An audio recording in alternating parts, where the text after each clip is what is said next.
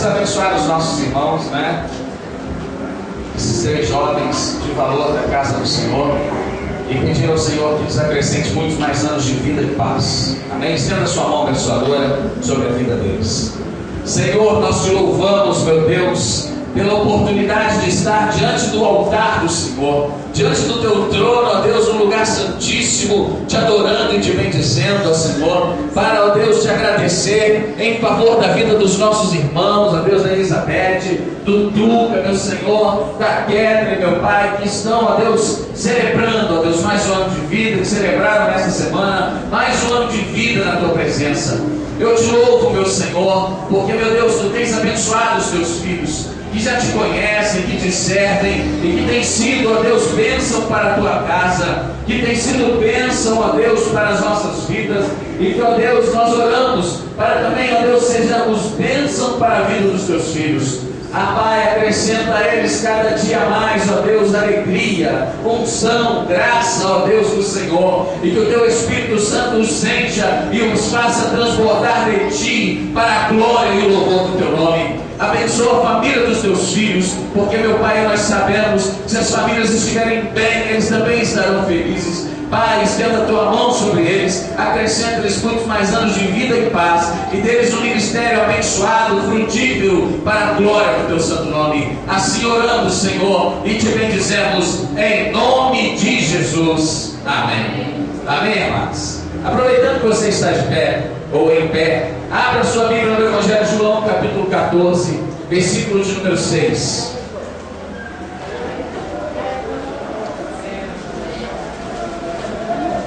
João 14, versículo 6. Hoje nós vamos meditar um pouco nessa palavra tão profunda que Jesus deu aos seus discípulos e que se aplica à nossa vida, e que quando entendemos a profundidade dessa palavra, a nossa responsabilidade aumenta também diante de Deus, mas também o privilégio, né, de poder desfrutar do que Jesus diz. João 14, 6. A bendita palavra do Senhor diz assim: disse-lhe Jesus: eu sou o caminho e a verdade e a vida. Ninguém vem ao Pai senão por mim. Amém? Amém. Pode se assentar em nome de Jesus. Este é o tema da mensagem que quero compartilhar com vocês. Jesus, o caminho, a verdade e a vida. Irmãos, na nossa viagem, nessa viagem que fizemos, que foi de fato uma viagem missionária, né? O intuito era ir à Bahia para apresentar aos irmãos, né, o trabalho da revista da Escola Dominical. Eles também queriam me conhecer e tal, né? E a gente foi para lá, passamos em Teófilo Otoni, Deus nos abençoou. E foi um trabalho maravilhoso. Pudemos levar a oferta do cofrinho abençoado ali para a missionária Ana e o presbítero André, para abençoar a igreja, né, no trabalho deles. Pudemos levar as Bíblias que os irmãos doaram, mais alguns Novos Testamentos que a gente tinha aqui para a Bahia, para abençoar a vida daquelas pessoas também, pregar o Evangelho ali. E depois nós fomos ao Ceará, visitar a família do Tuco, lá em Antonino do Norte, né? E lá nós podemos também pregar bastante. Foi cansativo para Chuchu, acho que até para o Duca, que está acostumado a viajar, né? Foi muito cansativo.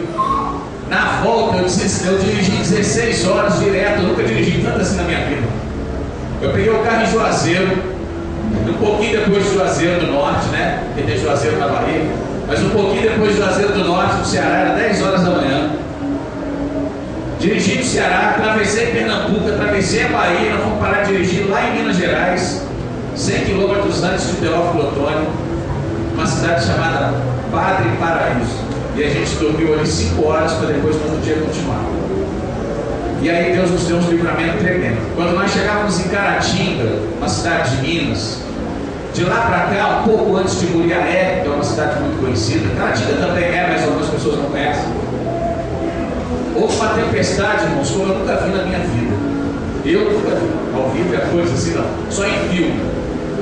Árvores pequenas, árvores assim, como essa aqui, que essa aqui é mentirinha, né? Mas árvores mais ou menos desse tamanho, árvores menores, foram arrancadas pela raiz, irmãos, e o vento levava aquele troço voando assim, ó. Caiu um monte no meio da pista, e a gente estava dentro do carro, eu, Roberto, todos os meninos, e aquelas árvores foram arrancadas, árvores grandes, enormes, troncos grossos, foram derrubados no meio da pista, casas ficaram destelhadas. Eu coloquei até um vídeo no YouTube, lá no meu Facebook, quem quiser entrar na internet, digita lá Tempestade em Caratinga, que você vai ver. Um posto de gasolina foi completamente destruído, derrubado pelo vento. E a chuva de granizo caindo, tudo. Eu falei, pastor, meu carro acabou. Ah, meu Deus do céu. E a gente ficou preocupado mesmo, porque eram algumas pedrinhas arrumadas, sabe, de gelo caindo. E nós orávamos. O Paulo Vitor me lembrou o profeta Elias, né? Que a palavra de Deus diz que quando o profeta Elias ia orar, ele dobrava o joelho na terra e colocava a cabeça entre as pernas. Quer dizer, o Elias tinha uma flexibilidade fora de série. O Paulinho, sentado no carro, colocou a cabeça no meio das pernas e começou a orar também. E eu lembrei do Elias, a hora que eu olhei para trás e vi ele fazendo isso. O Joãozinho chorava muito, a Roberta orava, tentando passar tranquilidade para ele, eu e o Tuca também orava. Porque nós estávamos assim, uma carreta na frente, uma carreta atrás, e duas árvores enormes do lado do nosso carro. E um monte de árvore caindo, gente. E a gente orando. Graças a Deus não caiu nada em cima da gente. Quando o vento, irmão, estava tão forte que o vento jogou um motoqueiro com a moto e tudo no barranco, na ribanceira. Você imagina o que é isso? Um vento capaz de deslocar um camarada em cima de uma moto e jogar os dois lá embaixo. Ele com a moto. Foi um negócio assim, extraordinário, louco de se ver. O posto de gasolina que eu filmei e coloquei na internet, o posto caiu em cima das carretas, se acabou. Muitas casas foram destelhadas, casas foram derrubadas, né? E quando a chuva parou, que a gente saiu do carro, fomos olhar o carro do Duca, o carro lisinho, não tinha nada. Eita, nós, a gente falou, graças a Deus tem uma igreja orando por nós. E a gente sabia que tinha, a nossa viagem foi atrasada em mais ou menos 10 horas por conta desses contratempos. E quando a gente chegou, já era ontem, 1h da manhã, de sábado. A gente foi dormir e tal. E aí de manhã a irmã Sueli ligou para saber se a gente já estava em casa. Eu tinha até mandado mensagem, mas eu não tinha celular da irmã Sueli. Mandei mensagem para alguns que eu tenho celular, dizendo que a gente já estava em Volta Redonda. E a irmã Sueli deu a resposta daquilo que a gente tinha dito em Caratinga. Ela falou, não, a gente queria saber se já tinha chegado, para saber se a gente podia parar de orar. Eu falei, glória a Deus, é bom demais saber que tem gente orando pela vida da gente, né? E foi uma bênção, irmãos, porque nós pregamos o Evangelho para muitas pessoas. Muitas pessoas ouviram o Evangelho. E o meu coração ardia e está ardendo. O irmão falou, usou uma expressão legal lá ontem na Igreja Batista da Graça, né? Que o campo focal da gente às vezes precisa ser ampliado. O meu foi ampliado. E eu vi a necessidade de nós termos missionárias. Até falei isso com a Glaucia no Facebook. Ela falou, pastor, que mensagem direta é essa? Está querendo me mandar para longe? Eu falei, não, não é isso não, filho. Eu estou só compartilhando o negócio contigo, irmãos. A gente passava num monte de cidade e não tinha uma igreja. Uma igreja. Eu falei, Jesus, como esse povo precisa do Evangelho, né? Precisa ouvir a palavra de Deus. E muita coisa que a gente viu ali, né? Em Pernambuco, os caminhoneiros diminuindo a velocidade da carreta para jogar moedinha para as crianças na beirada da pista, para as crianças pegarem a moeda, né? Por causa de muita pobreza naquela região de Pernambuco. E a gente viu muita coisa triste, assim, mas também vimos a graça de Deus nos lugares onde nós passamos e podemos falar de Jesus às pessoas. E pessoas se converteram a Jesus, pessoas foram impactadas pela palavra de Deus. Isso porque nós fomos e porque vocês oraram, amém? Amém. E foi muito bom tudo que aconteceu. E a gente está planejando voltar, a gente quer voltar para estabelecer trabalho, não sem brincadeira. Mas não é voltar, tem gente fazendo assim com a sobrancelha, mas não é voltar para ficar lá muito tempo não. Mas é para estabelecer trabalho, preparar a gente para fazer trabalho da obra do Senhor, porque é muito necessário mesmo. A obra de Deus precisa de pessoas dispostas a fazer o que o Senhor quer que a gente faça. Mas bem, queridos, deixa eu compartilhar com vocês o que o Senhor falou no meu coração, através de uma leitura que eu fiz e de alguns lugares que eu frequentei antes da viagem, algumas palavras que eu ouvi, e lendo a palavra do Senhor, eu pude entender o que Jesus disse com esta palavra aqui. Quando nós vemos João 14, Jesus começa dizendo, gente, não se preocupem Não turbem o coração de vocês. Não fiquem apavorados, né? Porque eu vou embora. Nada disso, não se preocupe com isso. Na casa do meu pai há muitas moradas. E se não fosse assim, eu vos teria dito que iria preparar lugar. Mesmo que não tivesse, ele iria preparar lugar. E ele continua dizendo e falando assim: se eu for e vos preparar lugar, voltarei, né? E vos levarei comigo, para que onde eu estiver, vocês estejam também. E aí, logo depois de dizer isso, Jesus diz: onde eu estiver, vocês estejam também. Diz: porque vocês conhecem o caminho. Aí Tomé, ele pergunta: Senhor, não, nós não sabemos o caminho. A gente não sabe o caminho para onde o Senhor vai. Como podemos saber qual é o caminho? E então Jesus faz essa declaração. Disse Jesus. Jesus olhou para Tomé e disse: Tomé, eu sou o caminho, eu sou a verdade e eu sou a vida. Essa declaração de Jesus, irmãos, por si só, ela já é assim fantástica. Eu gosto muito dessa palavra. Ela é fantástica mesmo. Mas quando a gente entende o sentido que essa declaração teve para o Tomé e para as outras pessoas que estavam ali do lado de Jesus, ouvindo aquilo, para as pessoas dos dias de Jesus, ela se torna ainda mais significativa. Quando Jesus disse que ele era o caminho, a verdade e a vida, tinha um propósito nessas três palavras, que tinham um significado especial para os judeus. Essas três palavras tinham um significado muito especial para os judeus. E quando Jesus disse que ele era essas três coisas, eles entenderam bem o que Jesus estava querendo dizer, e nós vamos avaliar isso. Para isso, vamos passar aí. Para isso eu coloquei até um desenho legal do tabernáculo. É lógico que de longe você não vai conseguir enxergar, mas se depois alguém quiser copiar isso aí no meu pendrive, no computador, não tem problema, posso mandar para você primeiro, você pode avaliar depois. O que Jesus estava falando era uma referência àquele tabernáculo que está ali, ou o templo de Jerusalém, o lugar onde o povo ia adorar a Deus, o templo que era considerado a igreja de Israel, a igreja do povo de Israel, né? O lugar onde eles se reuniam para celebrar o Senhor. O templo era dividido em três partes.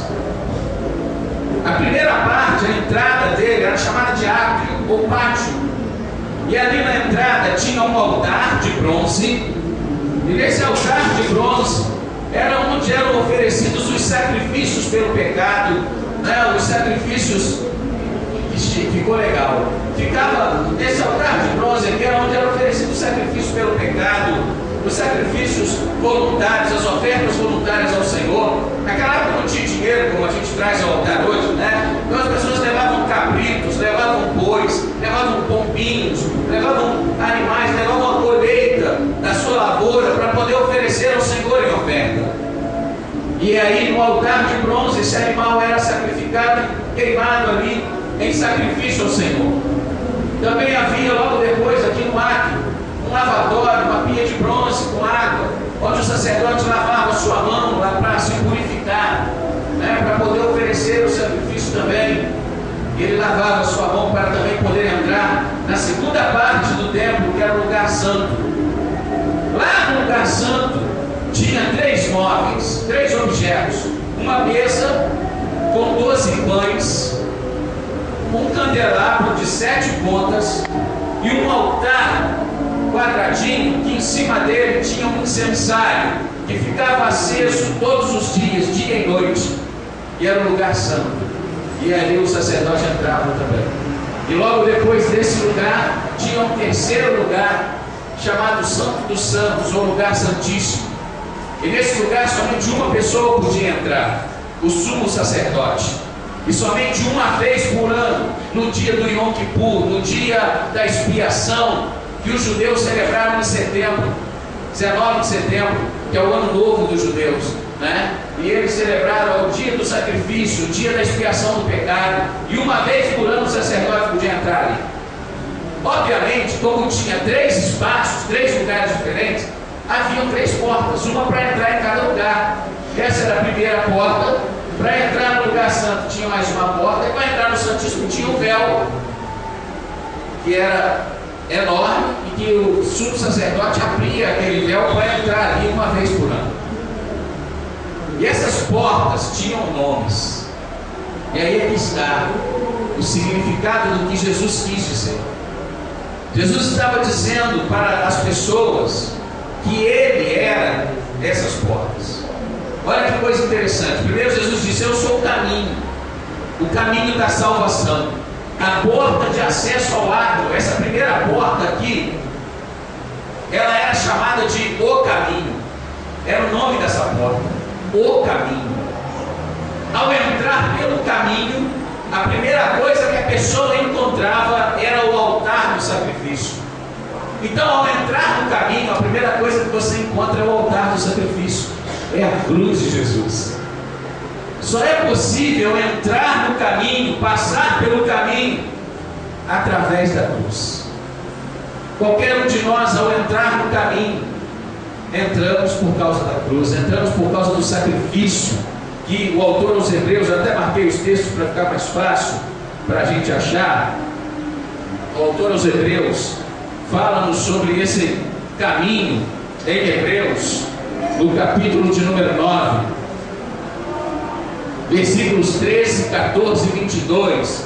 Ele diz assim: ora, se o sangue de bodes e touros e as cinzas de uma novilha espalhadas sobre os que estão cerimonialmente impuros os santificam de forma que se tornam exteriormente puros, quanto mais o sangue de Cristo, que pelo Espírito Eterno se ofereceu de forma imaculada a Deus, purificará a nossa consciência de atos que levam à morte, para que sirvamos ao Deus vivo. No altar do holocausto eram oferecidos sacrifícios de, como ele diz aqui, de bodes, touros e cinzas de as novilhas. Eram oferecidos para perdão dos pecados. Por quê? No versículo 22 ele explica: porque de fato, segundo a lei, quase todas as coisas são purificadas com sangue, e sem o derramamento de sangue não há perdão, ou não há remissão. O que isso quer dizer? Que para que o pecado seja perdoado, ou para que o pecado seja apagado, é preciso que alguém morra. É preciso que alguém morra, porque o salário do pecado é a morte. Romanos 6:3 fala isso: o salário do pecado é a morte. Então o pecado, ele sempre é punido com a morte. É interessante que quanto mais a pessoa mergulha no pecado, mais jovem ela morre. A gente vê isso na prática todo dia. Todo dia. Porque isso é uma verdade espiritual e, portanto, é um axioma inquestionável. Isso acontece. Quanto mais a pessoa adentra ao pecado, mais cedo ela morre. O pecado gera a morte. E o povo sabia disso. Então, quando eles pecavam, eles pegavam uma ovelhinha e levavam a ovelhinha no altar e entregavam ao sacerdote. E o sacerdote pegava aquela ovelha e o pecador colocava a sua mão sobre a cabeça da ovelha, e aquela ovelha era sacrificada no lugar daquele pecador. É o chamado sacrifício vicário, que é o sacrifício de substituição. É quando o inocente morre pelo culpado. A ovelhinha não tinha feito nada, tadinha, mas ela morria por causa do outro que pecou. Ela morria pelo culpado, por isso ela era sacrificada. Ou morria o cara que pecou, ou alguém no lugar dele. E Deus então cria esse sistema sacrificial que não era perfeito, porque o sangue de bodes e touros não pode purificar pecado. Ele era apenas um símbolo do sacrifício perfeito que viria. E o sacrifício perfeito é o sangue de Jesus Cristo, que nos purifica de todo pecado. Esse era o sacrifício perfeito. Então, quando Jesus está dizendo eu sou o caminho, ele está dizendo eu sou aquele que vai se sacrificar no altar para que vocês sejam perdoados. Quando ele está dizendo eu sou o caminho, ele está dizendo eu vou morrer pelo pecado de vocês. Todos os judeus entendiam o que era o caminho. O caminho era a porta do sacrifício. Mas a porta do sacrifício era seguida do altar de bronze e do lavatório. O lavatório, a pia de bronze com água, simboliza a palavra de Deus. Por quê, irmãos? Porque ninguém recebe o perdão de Jesus que ele oferece na cruz pela palavra de Deus. A palavra de Deus é o instrumento que Deus usa para que a fé seja despertada em nós. Porque a fé vem pelo ouvir, e o ouvir a palavra de Deus, diz Romanos 10. Então, esse é o símbolo da palavra de Deus, o lavatório. Em João 15 mesmo, no versículo de número 3, Jesus diz aos discípulos dele assim: olha, perdão, vocês já estão limpos pela palavra que lhes tenho falado. É a palavra que limpa, é a palavra que nos purifica, é a palavra que nos afasta do pecado. Às vezes, quando eu dou Bíblias de presente para as pessoas, eu gosto muito de escrever essa frase, que é de John Stott, que morreu ano passado, ou esse ano, né? Nem sei quando ele morreu, mas ele morreu, está na glória. John Stott dizia sempre essa frase sobre a Bíblia. Ele escreveu numa Bíblia dele quando ele estava na faculdade ainda: este livro me afastará do pecado, ou o pecado me afastará deste livro. É sempre assim. A Bíblia, quanto mais nós a conhecemos, quanto mais nós conhecemos o verdadeiro significado da palavra, não só a letra, mas a espiritualidade, o princípio espiritual que a palavra tem, quanto mais nós conhecemos a Escritura, mais nós nos purificamos e mais nós evitamos o pecado. Entretanto, quanto mais nós pecamos, mais distância a gente quer da Bíblia. A gente não quer ler a Bíblia. O pecado torna-nos avessos à palavra de Deus. Jesus está dizendo que Ele é o caminho. Ele é o caminho. É através dele que nós somos salvos, porque Ele é o sacrifício que nós tomamos conhecimento através da palavra. Primeiro você aceita Jesus, por isso o altar de bronze vem aqui na frente. Primeiro você aceita Jesus. Quando você aceita Jesus, em geral, pode ser que haja exceções, você não sabe nada de Bíblia, nem eu. Quando a gente aceita Jesus, a gente não conhece a palavra de Deus. Foi uma mensagem